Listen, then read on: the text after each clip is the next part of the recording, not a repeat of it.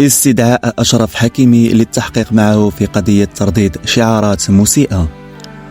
أقدمت رابطة الدوري الفرنسي على استدعاء النجم المغربي أشرف حكيمي للمثول أمام لجنتها على هامش أحداث ترديد شعارات مهينة ومعانية لأولمبيك مارسيليا وجماهيره.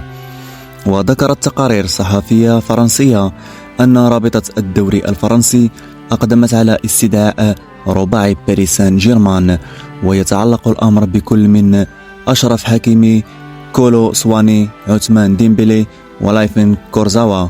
وأشارت التقارير أن الاستدعاء جاء للمثول أمام لجنة التأديب على هامش التحقيق القائم بشأن ترديد اللاعبين الأربعة لشعارات معادية ومهينة للفريق الفرنسي عقب الانتصار على أولمبيك مارسيليا.